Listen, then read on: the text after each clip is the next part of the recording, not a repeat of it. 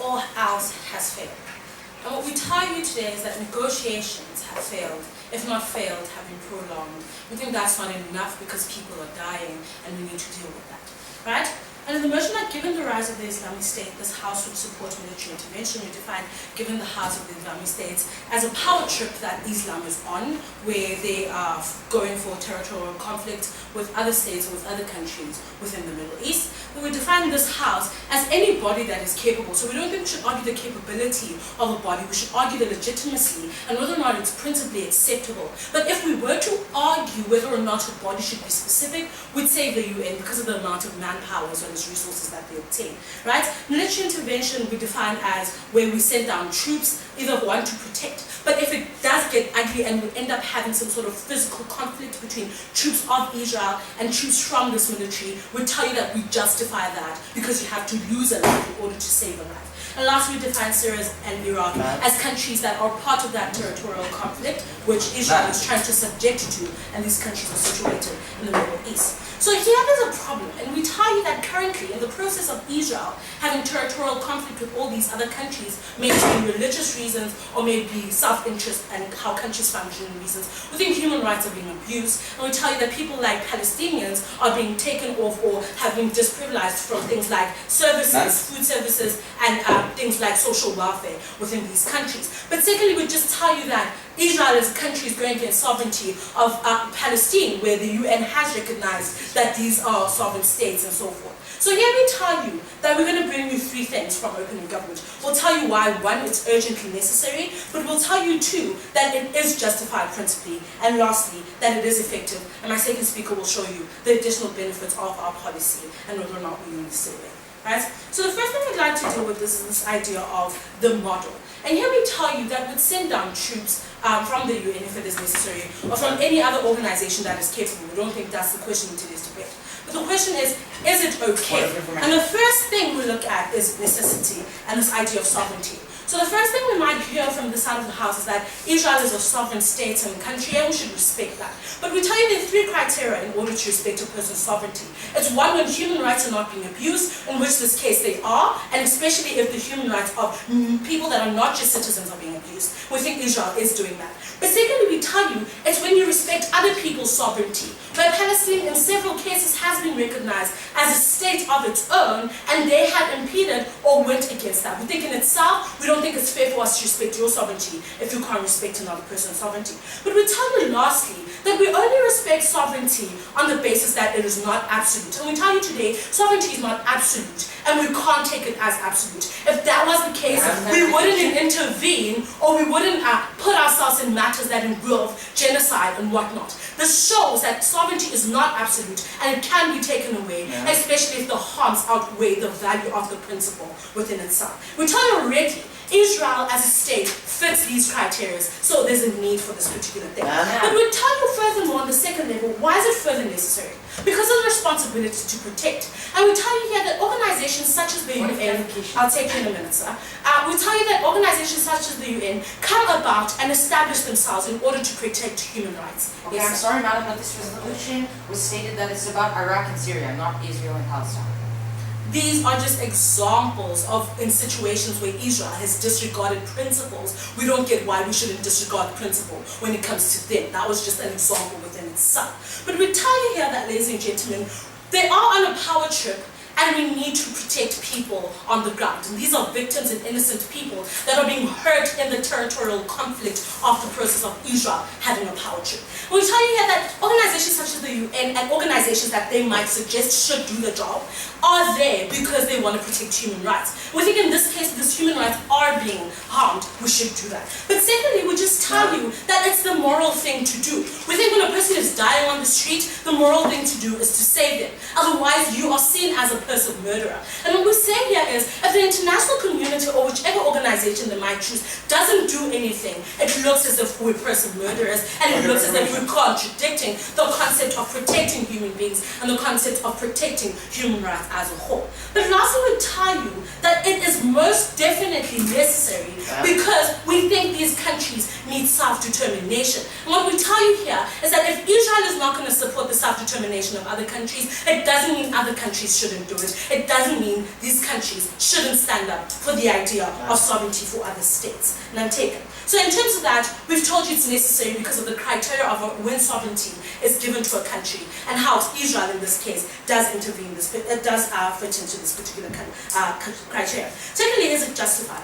And here we tell you that yes, it is justified because it's not fair to impose your views on other countries, and it's not fair to fight for territory in the expense of losing people's lives. Here we tell you that one, it's an act of prolonging longer war. So what we tell you that in status quo, war does exist, whether or not it's civil, whether or not it's guerrilla warfare, we think it does exist. So what we're saying is people are dying anyway. So if it does come to shove where people die in our model, we think in the long term, it's better that they die now and like having a prolonged, long-lasting war or some sort of resistance from the people. So in terms of strategic comparison, we think it's okay to have an intervention where we protect human rights. And if it does become a physical conflict, we think it's better to lose men there and to lose soldiers there, unlike in the prolonged society or the prolonged future.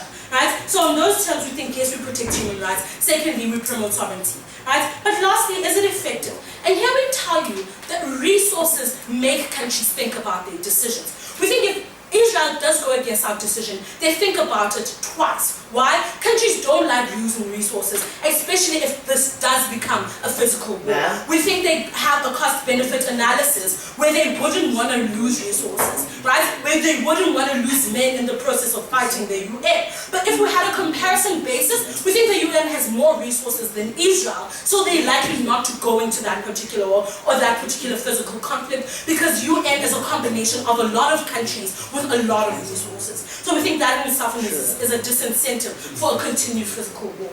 What do we achieve with our policy? We'd say, one, we achieve the concept of the responsibility to protect. Two, we achieve the concept of protecting people beyond our borders as the international community. But lastly, we show you that all other odds have failed. And just because you're on a power trip, it doesn't mean we should respect that power if you can't respect the existence of other people or the power or sovereignty of other countries. Thank you. We thank the first speaker for his speech, and we'd like to call up the first speaker of opening opposition. Here, here.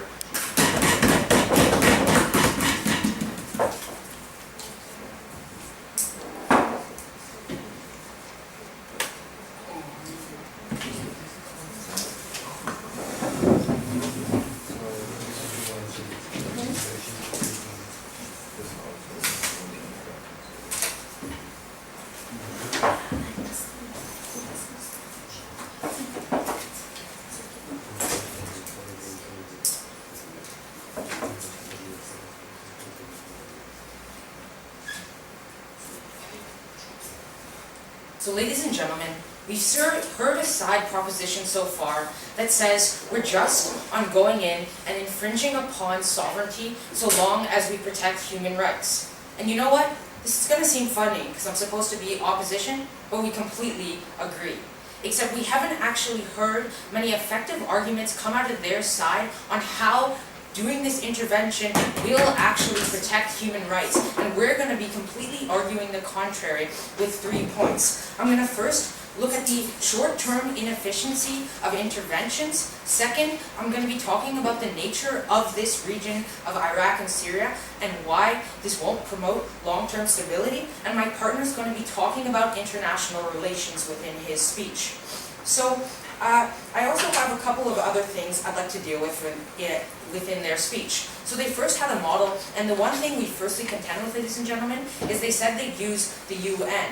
But our problem with this isn't going to happen. Why? Because who's a member of the UN? China and Russia. And what do they have? Veto power, ladies and gentlemen. Whenever you give China and Russia an idea of doing an intervention, they automatically refuse because, you know, they hate intervention. So we don't think this is practically going to actually actualize itself. And then they kind of had another idea at the end, which I was kind of confused about, but they essentially said intervention deters dictators and it deters these groups. Ladies and gentlemen, no. If it deterred these groups, they would have been deterred so far. We had interventions in Somalia. We've already intervened twice in Iraq. And look, problems are still occurring, ladies and gentlemen. We completely rebut that premise. Sit down. I'd like to proceed into my substantive.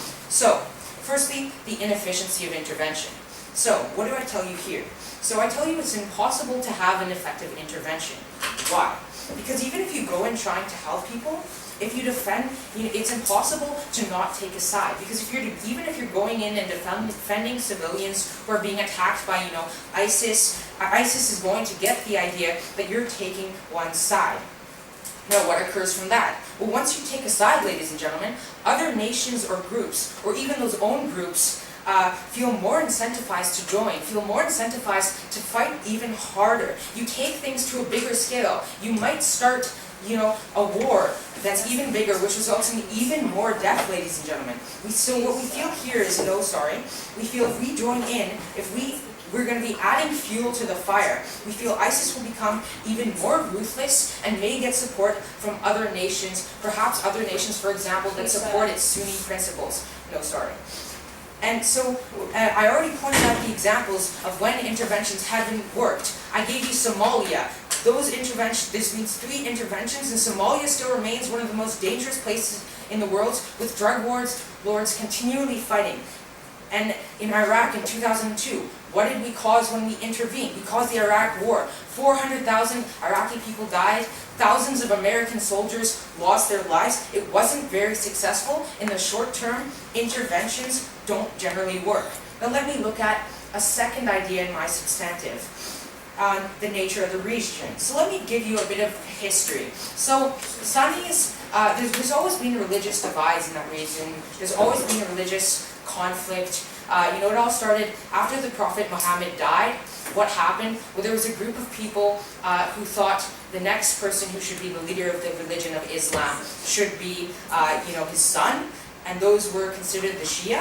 And then there were the Sunnis who thought we should either vote or it should go to his followers. And the two peoples didn't agree, and that out came, religious conflict, and they've had conflicts ever since. And it got even worse after, and the son of Muhammad did take the control over the religion of Islam, but he was assassinated, and conflicts have continued ever since. After our intervention in 2002, we had to intervene again in 2006 and 7 because there was another civil war, even though we tried to impose democracy and have a Shia leader. So we think essentially the main thing here is, I'll actually take you. Okay, assuming that all of that matter is true, right, please satisfy it's principally not okay to fulfill the responsibilities we take by protecting people that are beyond our borders and that are not of our civil. Okay, your analysis on why it's principally okay to protect people beyond our borders was because we protect human rights. But I'm talking to you right now about how we're not actually protecting human rights by having this resolution. So please respond to that. Now, let me get back into it. I was just giving a bit of history and, and now, essentially the main idea you have to understand from that, ladies and gentlemen, is that there are very complicated religious divides. Religious divides so complicated that we, the Western nations, don't really understand. 100 years ago, Britain wanted to strengthen its economic ties, actually, in its trade route to India, so it tried to carve up the Ottoman Empire. And what happened then? It made false borders, and it didn't understand these deep religious conflicts that are deep within these peoples. Iraq I'd say it has very flawed borders. We have the Kurdish who are living there, we have the Sunnis and the Shias, and they're constantly in conflict. And what we really say is that the Western nations, the UN, we don't really fully understand these religions we're getting involved in, and we don't think we're justified in meddling in the fights over the principles we don't fully understand. We think additionally, we've been trying to go in and impose a society that even the people of those nations don't fully agree with. Iraq people, when polled, wanted the United States to leave. And ultimately, the main idea here, and why I said this is about the long term, we think if we go in, we just, at best, even if my short-term analysis wasn't right, we'd just be stopping a conflict that was inevitable, and it would not promote long-term stability, ladies and gentlemen. So what have I outlined to you today? I told you we completely agree with their principle, which they wasted a lot of time on why we can infringe on sovereignty, except based on their own principle, we oppose because it does not promote long-term or short-term stability. Ladies and gentlemen, insanity is when you try things over and over again, expecting the same result. That's what we're doing. It's not going to work. We beg to oppose. Thank you.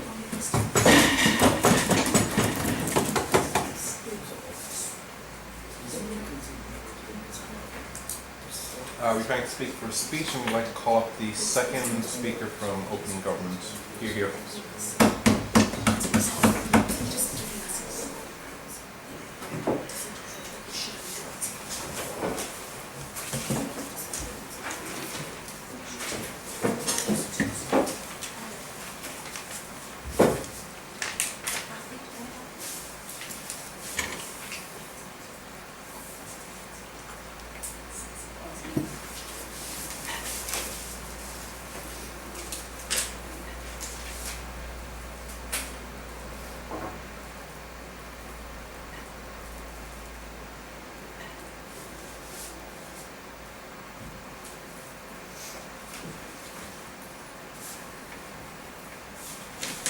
So ladies and gentlemen, in today's debate I'll be addressing propositions matter using one simple question, which is using one simple factor, which is this whole idea of inefficacy within our policy, right? And I'll show you why that rebuttal or that matter does not stand in today's debate.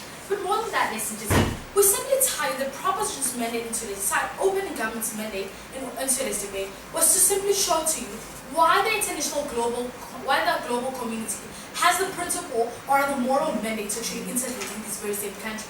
But more than that, we still told you that beyond that, it's because of this whole idea of person murder.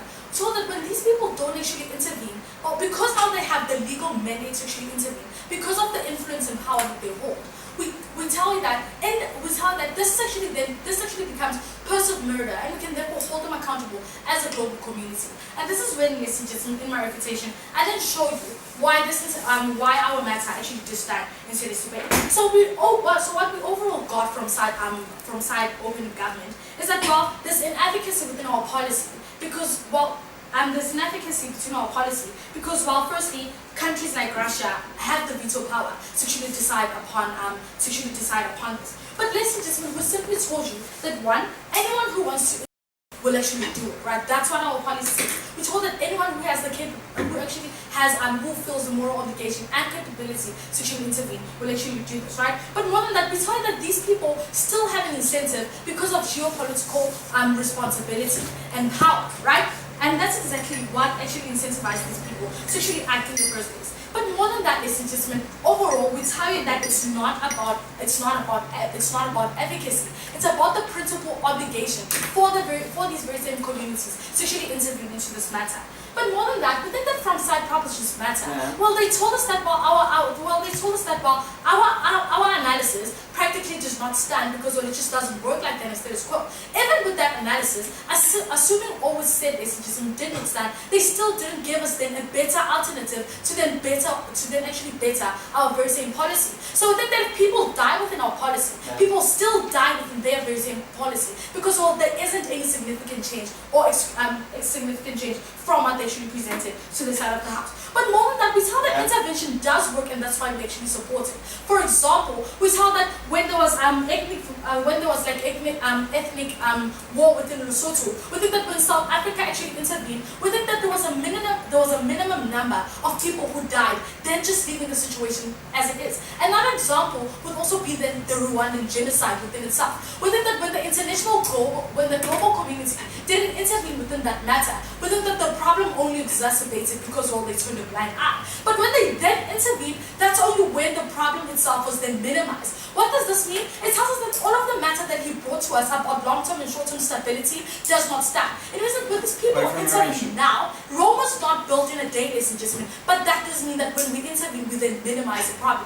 That's why we value, ladies and gentlemen, intervention. Because one, these people have the moral obligation, but because two, it minimizes the problem and then it brings the problem to an end with intervention, right? And because they didn't give us any matter on how exactly they're going to better the very same situation within these countries, essentially we say that our policy stands in today's debate. So ladies and gentlemen, in my speech today, I'll be showing you the tangible benefits of military intervention in Iraq as well as Syria itself, right? So first, ladies and gentlemen, we look at this whole idea, we look at how this is actually tangibly beneficial to the sovereignty of Iraq and Syria. So the fundamental question we need to ask ourselves is firstly, why do we value sovereignty within itself? We value sovereignty because one, it actually gives government or the ruler of the very same country the legal mandate to then enforce policies that act in the best interests of its country and of its people themselves. Secondly, because this is what actually gives this is actually what caters into giving people their own legal rights within a country. We see it with Palestine, who was like begging for its own statehood instead of scope. This is because one, they wanted security and national security of themselves to protect the rights of their very same individuals. So now, what is the tangible benefit of sovereignty to these countries, to Iraq and Syria to this debate? One, we tell that their sovereignty is then protected and upheld through intervention. We tell that, ladies and gentlemen, we simply care about this because government has the will to take care of its people.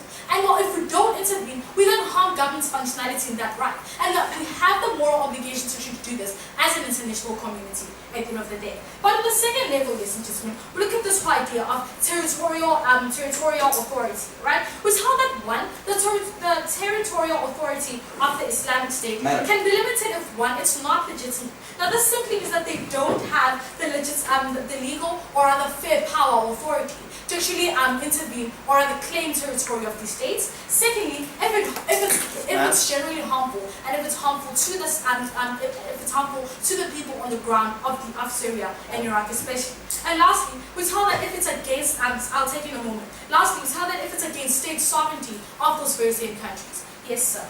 Okay, so we think it's quite a large logical leap to say military intervention results in a very stable state. For example, Egypt, sure, the dictatorship went away, but instead we saw a much more unstable government come up and a lot more problems. But sir, we think that we simply told you that we simply value this because of the self-determination that actually comes to this country. But we already told you about the many scenarios in which this has actually worked, and we told you that the only reason why the problems actually become exacerbated when people don't is simply when people don't intervene, right? But more than that, ladies and gentlemen, we know that this is actually when we can limit the territorial autonomy of the Islamic State. But then, ladies and gentlemen, we tell that the benefits to the territorial autonomy of Syria and Iraq is that firstly, like its sovereignty, it's therefore then upheld and then is therefore then valued and upheld, and then the government or rulers of these states, ladies and gentlemen, have the power over this very same land, which also then comes to the self-determination point that was mentioned. But on the last level, ladies and gentlemen, we then look at diplomatic ties. We tell that, ladies and gentlemen, this is where we actually prove this point of how democratic alliances as well as organizations receive an international receive good international perception from around the world. But secondly, we tell that on principle they fulfill their mandate as diplomatic alliances or other organizations, because which is to, especially the United Nations, which is to basically protect human rights as well as ensure national securities of countries because of the power influence they have. But more than that, it betters diplomatic ties between countries, ladies and gentlemen, and ensures credibility within countries and organizations. And because of all of this, we tell that military intervention, ladies and gentlemen, is necessary and it is beneficial to this debate. Thank you. We thank the speaker for his speech and would like to call up the last speaker of opening opposition. Thank you, here.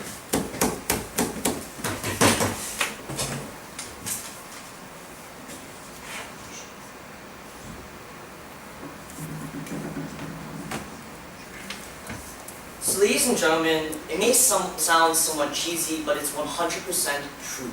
We need to learn from our mistakes. And we not only made one mistake, but two mistakes of intervening within Iraq. And that's why on our side of the house, we don't want to repeat that same mistake, and that's why we're so proud to stand by on side opposition.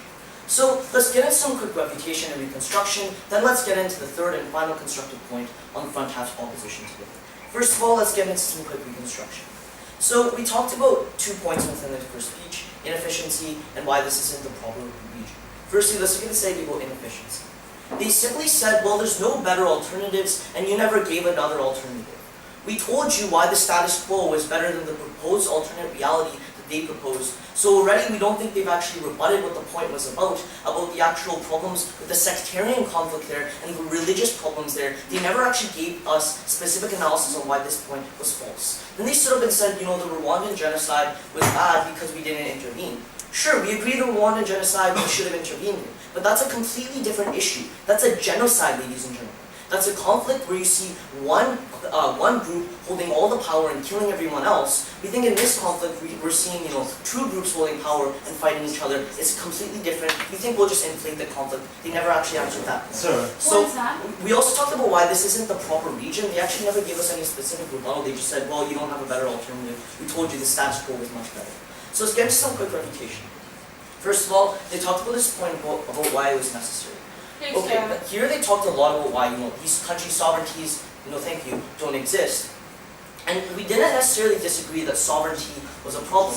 Why we disagreed was that we don't think it's principally justified to actually intervene. That's different from sovereignty. So let's get into some rebuttal about what they specifically said at this point. Firstly, they said that, people are dying. We think people are dying all over the world. No, thank you. We need some nuance of why, specifically in this case scenario, it's different from the others.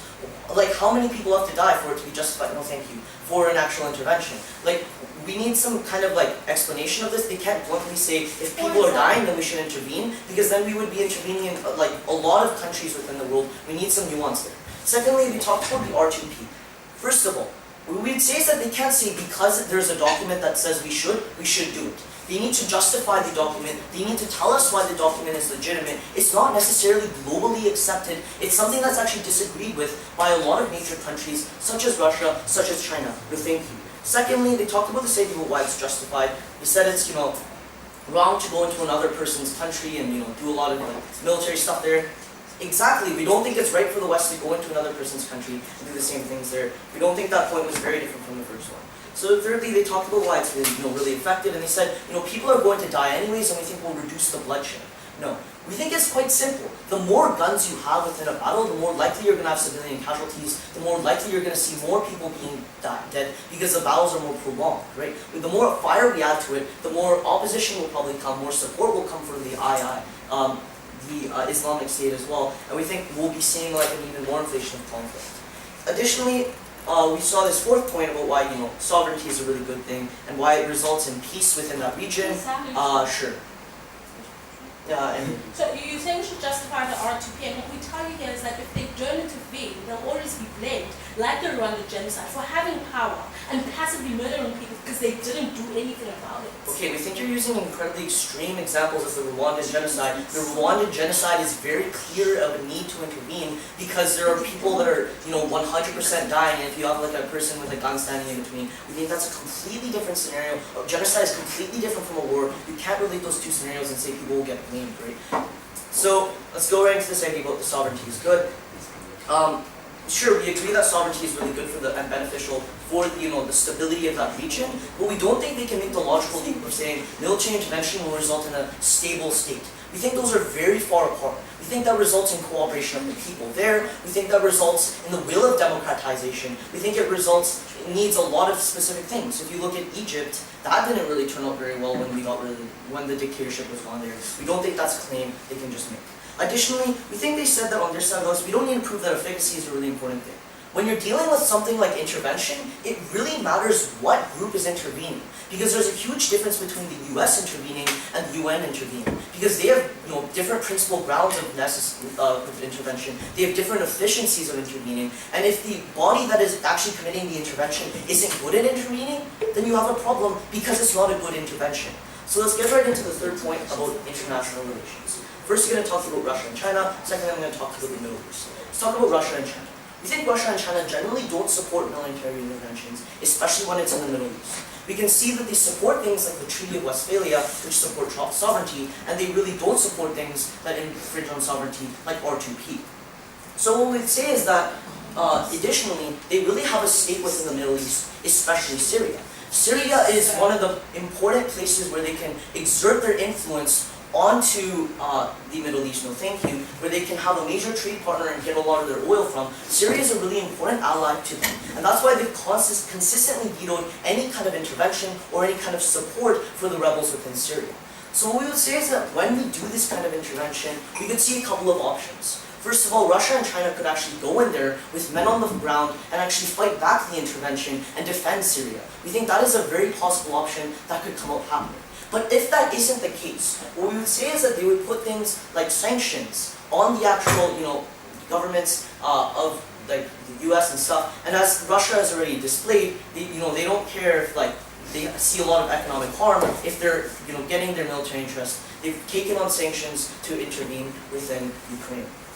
So we think as a whole, we're going to be seeing a lot of sanctions and stuff like that. But even if that isn't the case, we think we would see a huge deterioration of relationships, and relationships are really important for bodies like the UN because it actually allows for further cooperations in maybe even more important issues, maybe even more important problems that may come down the road. Additionally, the Middle East. We think the Middle East has had a really bad view of the Western world, of thinking that we can intervene wherever we want. It doesn't matter, we control the world, you have to go by our policies. That's really what the Middle East thinks of the Western countries. And when we further that kind of stereotype of the Western countries, we think it decreases the chance of them cooperating us for, things like human rights, for them cooperating with us for policies and such. And that's why on our side of the house, we don't want to make the same mistake. We want to ensure that we stay out of the issue. Thank you, speaker, for speech, and we'd like to call up the first speaker of opposing government. Here.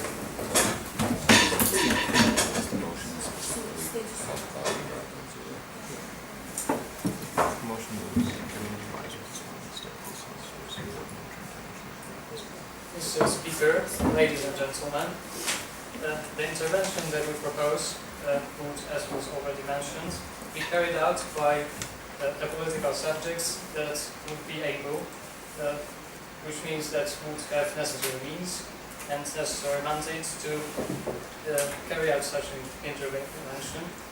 It would be ideal that this subject would be the United Nations, for such an intervention would have a strong democratic mandate. However, we also recognize a situation and consider it to be acceptable when another subject than the United Nations intervenes, for example, the United States of America, NATO, or other country developed enough and possessing necessary means to stop the bloodshed in the region.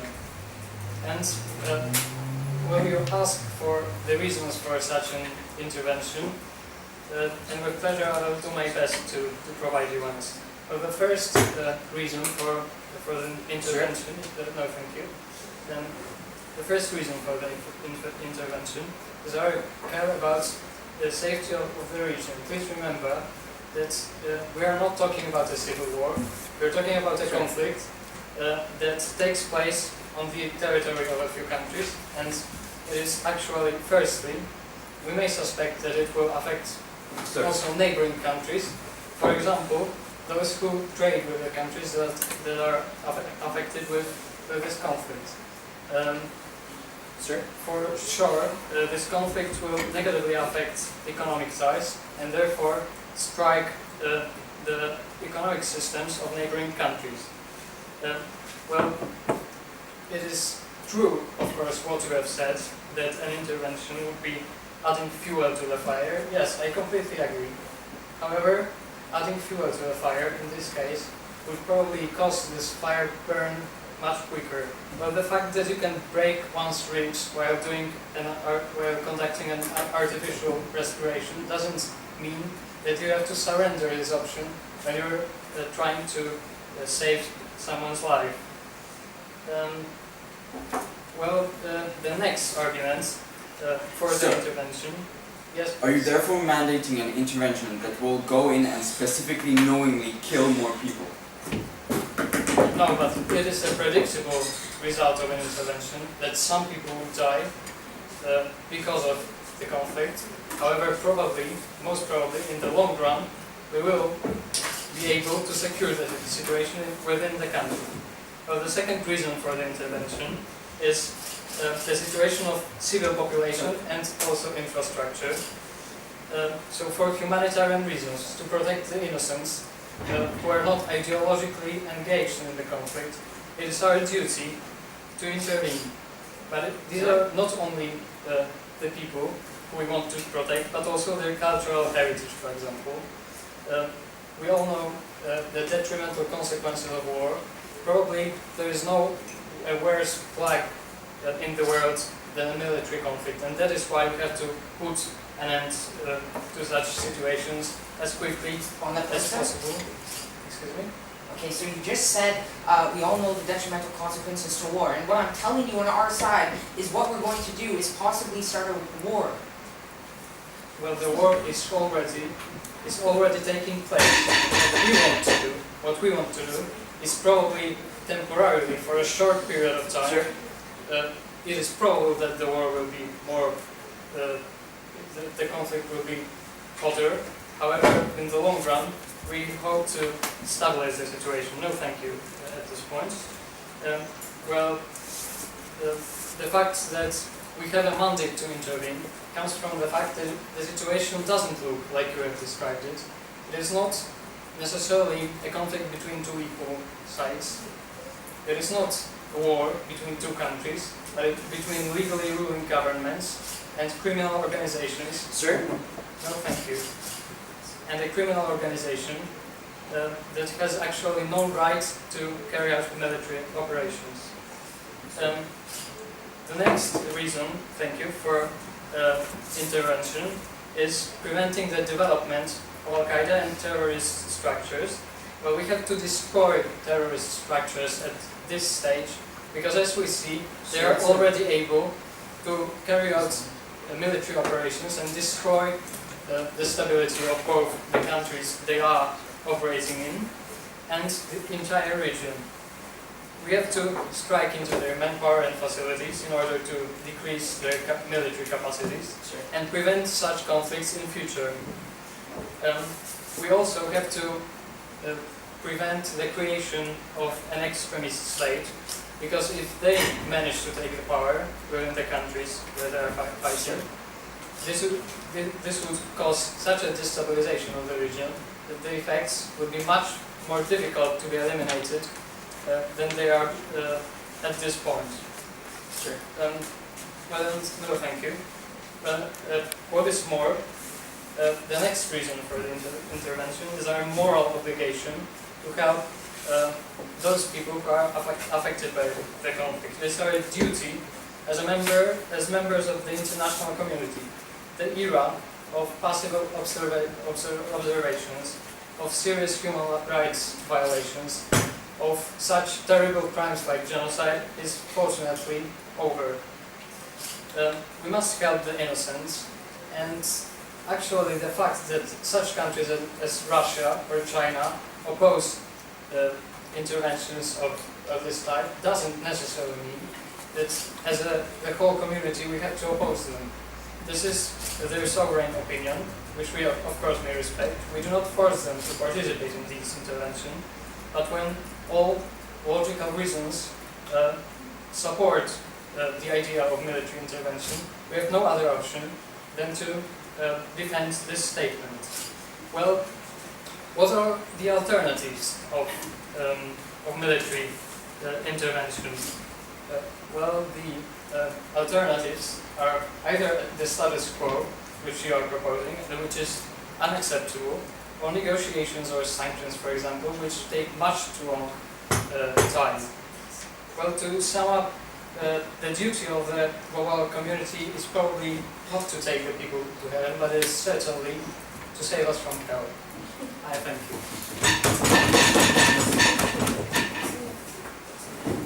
Okay, we thank the speaker for speech, and we'd like to call up the only member from closing opposition.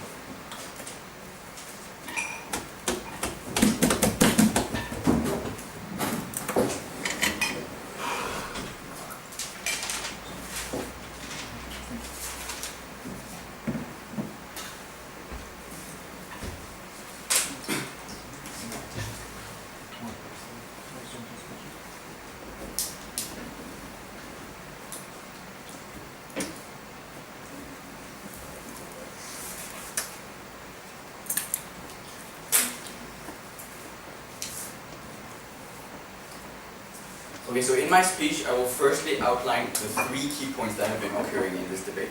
These were, firstly, which side harms human rights or saves humans more? Secondly, it was if the need of sovereignty in this region is important. And thirdly, if an intervention will save more lives than kill them. On the first point, whether human rights will be harmed or not, I will be covering this with the 2 extensions I have made at the end of my speech. So now, moving on to the extension we heard just now, that an intervention will kill people in the short term, but in the long term it will be better as a whole. Now I will be analyzing this by looking at the region itself and what is happening right now. If we go in and intervene, we will see a much worse war and a much worse conflict within there. Why? Because right now it is merely a conflict between religious denominations within the region, with limited weapons and no complex technology coming from the West. However, if we intervene under their model, we will have to choose a side, either the side of the oppressor or the side of the one being oppressed. And if we choose this side, what are we doing? We will need to cooperate them, we will need to fuel them with technology, we will need to fuel them with warfare. No thank you. And why is this bad? Because by doing this, we'll be shifting Western technology and warfare into the region and thus proliferating and making the complex worse with worse weapons and more deaths. We did this in Syria, where we took the side of the rebels. And what happened when we fueled them with warfare and arms? They accumulated this and they were capable of creating a movement such as ISIS. That is where ISIS stemmed from Western support for one side in a regional conflict. And when we supported that side, we gave weapons and we made it more capable of being more potent being more potent in the region, and this therefore results in these fundamentalist movements that we are right now fueling. So therefore, if we do take a side and if we do intervene, we will only proliferate the problem with more deaths, tougher weapons, and more deaths as a whole. So we will be essentially worsening the problem even in the short term and on the long term. Go ahead. So we tell you that even if we don't have to choose a side, which we will, already sides have sorted themselves out. There is a party that has more resources, therefore assuring death, which is guerrilla warfare. Why is that the case? Because we made the mistake in Syria. We supplied one side, we supplied the rebels with warfare and weapons coming from the West, and they were able to accumulate them in ISIS, and now they are much stronger than the Iraqi government. We do not want to make this mistake again. We do not want to pick a side, and therefore that point falls. Now moving on the point we heard firstly about that Iraq needs sovereignty, because then the government will give its people what it needs and be able to protect its people. Now 2 points to this. Firstly, as opening has already said, sovereignty won't work, but let's look at if sovereignty is managed to get to be in place. Now, Iraq was actually given this opportunity after the US intervention. But what happened? The population of Iraq is so diverse, so polarized into the 2 religious denominations of Shiite and Sunni, that even if the government was split between these 2 denominations, having a Shiite prime minister and having a Sunni president, it didn't work. Why? Because the country was so separated, and even though there was this one side, both of the denominations wanted the power, wanted the power within the region.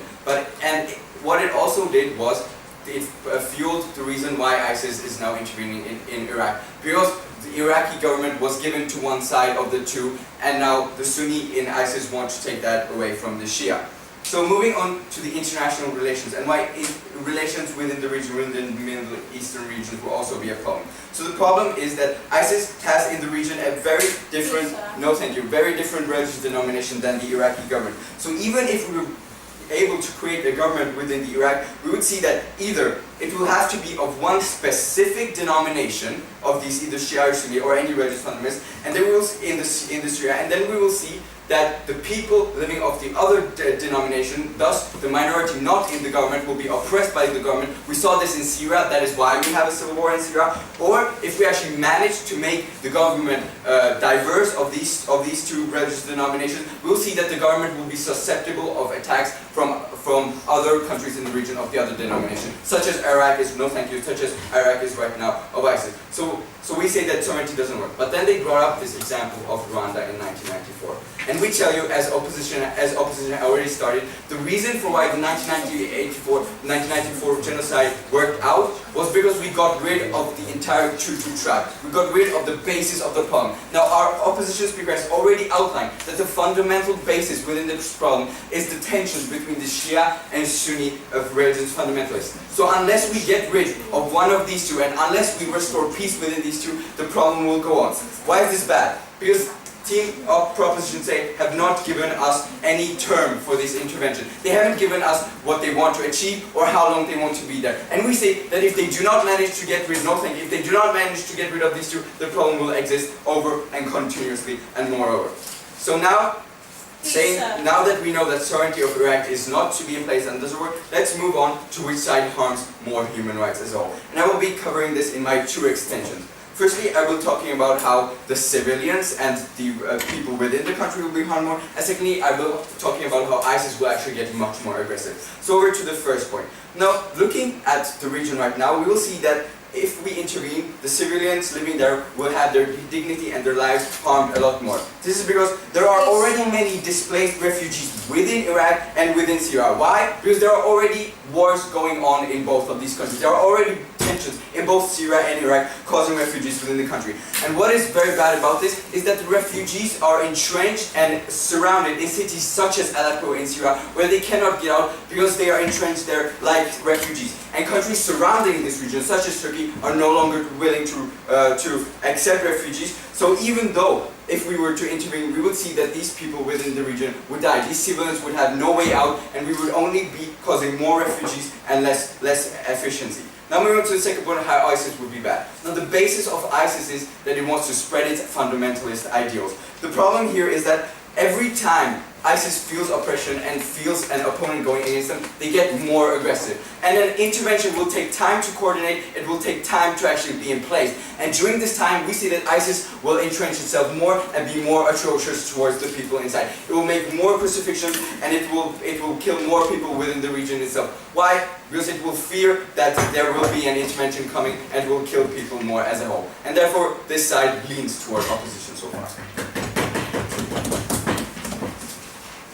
Speak for speech, and we'd like to call up the last speaker of the government bench. Here. Thank you, Mr. Speaker. I have an honor to sum up this debate on the government side. I believe that we've discussed three clashes in this debate. First clash, which I've called possibility of solving a problem. It was the most important clash, and which was actually during the maybe not most important, but definitely most discussed clash during the whole debate. Then the problem of morality, and then the most important in our opinion class, global safety, which was actually moved only by the closing government, which I am going to focus on.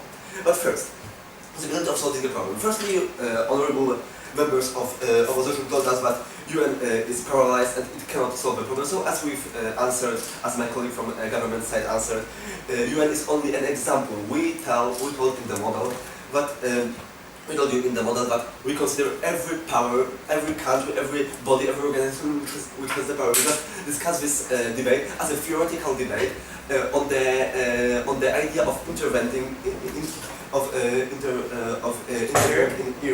Iraq and Syria. Thank you, sir. Then you've told that we have to declare on one side, and it was also moved by closing opposition. And I will tell you, thank you, sir. I will tell you why it is better to declare ourselves on one side. Actually, in the topic, and it comes from the motion clearly, we suggest that we should intervene in Syria and in Iraq because we have to prevent the development of Islamic State. Why we want to prevent it? We discussed it, and I will be summing it later. But why should we declare ourselves against Islamic State? Because Islamic State is actually a Sunni organization. My dear colleague from opposition told very clearly that there is a division between Sunni and Shiite in the Middle East. And why should we declare on Shiite side? Because, as we've mentioned already, Shiites are much more Sir? liberal. Thank you, sir. Are much more liberal as part of Islam, and they respect some of the human rights. For example, in Iran, thank you, sir. Some of the rights of women are respected because Shiites respect some of the human rights. Honorable, thank you, sir. Honorable member of opposition just told us that. That, for example, in Syria, Bashar al-Assad didn't respect the opposition or the minority, because Bashar al-Assad is Sunnit, as I've mentioned. So Sunnit, thank you, sir. Thank you. Sunnit just don't understand human rights and are more radical part of Islam, and that's why we should focus on supporting Shiites, because Shiites are more liberal and they will actually respect the rights of other minorities. Also, I would like to add that there is in Iran there is 70% of Shiites and only 20% of Sunnis. So actually, it will bring more peace to the country if we will. Thank you, sir. If we will respect the decision of majority. So it's better to support Shiites. Then you also said that we don't understand the religion. Actually, yes, thank you. Yes, maybe we don't understand really the religion, but it doesn't mean that we should do nothing about it. Thank you. Because maybe some decisions from the past weren't very good in this case. But that doesn't mean that we should, allow this side to kill itself. Because, thank you, sir. Because, as my colleague mentioned also, not interventing will kill more people. Why not interventing will kill more people? Because practically, what's going on in Iraq and Syria now is actually... Thank you, sir. Well, sir. It's actually genocide. Maybe it's not technically genocide, but what's going on, maybe it's not technically according to the international law, it's not genocide, yes, but what's going on, thank you, what's going on now in Syria and in Iraq? There is one side, which is not only soldiers, but also civil people, and there is another side which does actually the same. So actually, there are many people on both sides which are going to be killed, and the conflict is much more equal, so more or less equal. So it will last very long, and if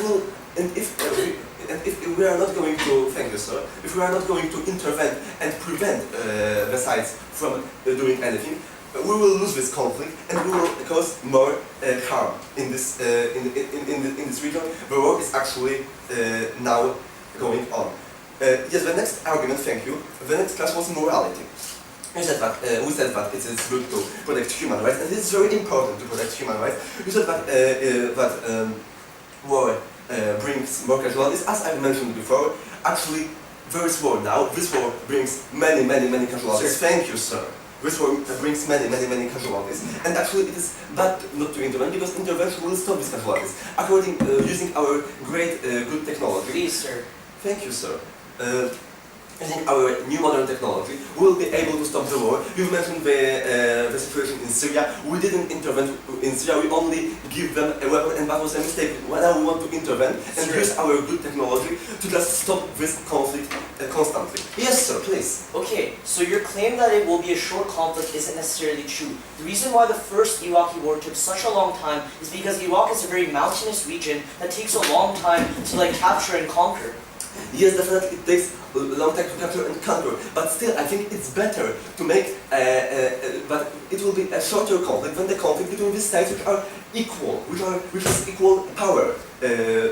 Yes, and the same, the last class, the most important class was global safety. My colleague from the government side, from the closing government, told the only, actually, the most important thing in this debate. The conflict will go out of the frame if we will not stop it. There is this conflict between Shiites and Sunnis, as I've mentioned about before.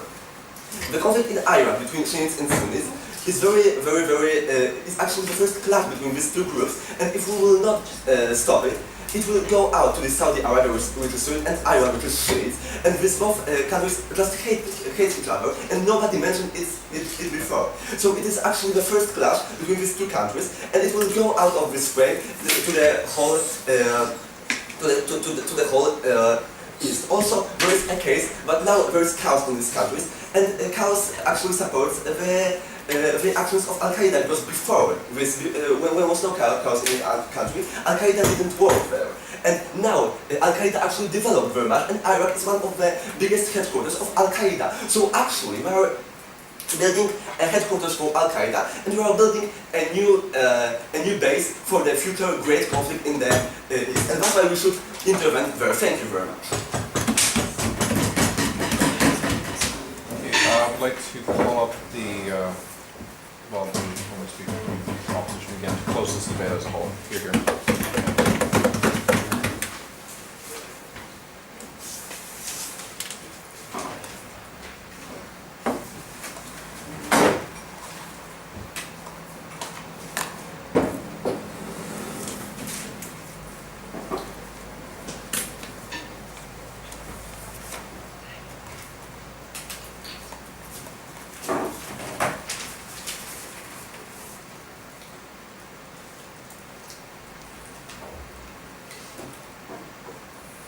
So before I move on to contending some points we just heard right now, I would just like to remind you that my extension was never rebuttal. The extension that we will be harming a lot more human lives and a lot more principles if we do intervene. By harming civilians that are already entrenched in the area, and also by making ISIS do more atrocious things and by aggressing them even more. Therefore, this point on which side harms human rights a lot more, this one falls to us right now. But now over to the contentions. I have 4 points of contention. Firstly, they said that it will bring more peace to the region if we do support a majority denomination within the region of a religion, such as supporting the Sunnis if they are the majority of Iraq, and then going in as the Shias. But the problem here is of the nature of the region. The Shias, although they might be a minority in Iraq, they do have diplomatic cables and diplomatic relationship and warfare relationship with Shias in Syria, with Shias in Pakistan, with Shias in Jordan, with Shias all over the region. What does this mean then? That whenever the Sunni government is then aggressive against the Shias within Iraq, it is not fighting a minority within its country. It is fighting a huge religious denomination that is spread around the entire region, and essentially that it is fueling fundamentalist actions against itself. This is This is precisely why This is precisely why fundamentalist organizations such as ISIS really go from Syria over to Iraq, really go spill over from country to country, because the Shia and the Sunni are spread over these two countries and they do have relationships together. So just because we're intervening against one side, even though they are of a small count, we might actually be causing a huge spillover of danger within the entire region. Moving on to the second, Moving on to the second point of contention, that they said that there's one side that is stronger and we need to intervene because we will then be able to solve the war. And they say that we made a mistake in Syria, but now we won't make it. Now the reason why we couldn't walk into Syria and fully intervene is not only, as my opposition told, about the vast territorial damages in the landscape, but also because of the way fundamentalists such as ISIS hide within these two countries. They live in houses with other civilians. They live in houses in areas where other civilians are of the same denomination. So essentially, if we want to intervene in such a way, we would have to bomb entire cities such as Aleppo, such as Damascus, killing tons and tons and multiply more civilians than we are killing fundamentalists. So thank you. Okay, go ahead, you. So actually, don't you understand that they act in Iraq as a whole army because they, for example, get city or capture the city, so they have to act as a whole army. They don't live with civilians. Sure, but the problem, how do they get information about how to get into Baghdad? How do they get information about how they should go around? And how, most importantly, do they hide against airstrikes from the Western countries? They do so by integrating with the common population and with the domestic population. Why? Because the domestic population not having a lot of access to technology, not having a lot of access to internet, knowing what is going on, these fundamentalists can very easily lure the domestic populations that they are actually good people fighting for the good of their religion. And therefore they hide and integrate with the civilians, and an intervention thus isn't capable. Then they talked about the spillover effect, that this conflict might soon have a spillover effect, but we argue that the spillover effect will be much larger if a Western country goes and intervenes into the region. Because when Iraq was attacked by the US the entire Middle East region went against the US, principally diplomatically and also in terms of force. So essentially by going in there, we will have the spillover effect of causing more harm.